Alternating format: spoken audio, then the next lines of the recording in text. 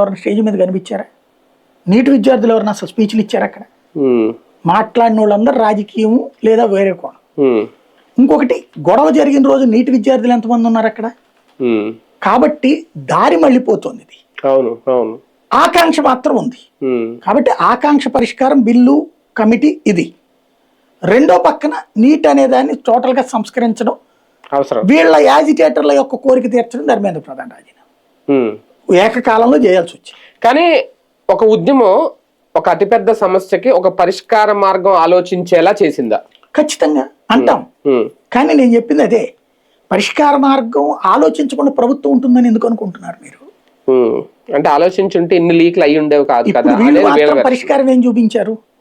ధర్మేంద్ర ప్రధాన్ రాజీనామాయే కాకుండా ఇప్పుడు కమిటీ వేయడం, నిర్వహించాలనుకోవడం, ఇదంతా పరిష్కారం. పంజాబ్ లో లీక్ అయింది, కర్ణాటకలో లీక్ అయింది. ఏంటి ఎవరు దీనికి ఒకటే పరిష్కారం నేనైతే క్లియర్ గా ఫీల్ అయ్యేది.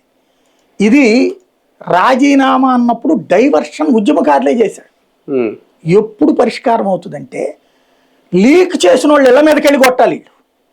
ఈ కాక్రోచ్ జనతా పార్టీ వాళ్ళ యువతరమా లీక్ చేసి దొరికారు చూడండి, వాళ్ళ ఇళ్ల మీదకి వెళ్ళి కొట్టాలి, వాళ్ళ ఇల్లు కూడా కొట్టాలి, అలా వాళ్ళ ఆస్తులు లాక్కోవాలి. రకంగా ఎన్టీఏ తప్పిదం అనుకోవాలి, ఇది ఎన్టీఏ నిర్లక్ష్యం అనుకోవాలి. నేను అనేది అదే, ఎన్టీఏలో వాడు చేసినప్పుడు వాడిని అరెస్ట్ చేస్తారు, వాడి మీదకి వెళ్ళి కొట్టు.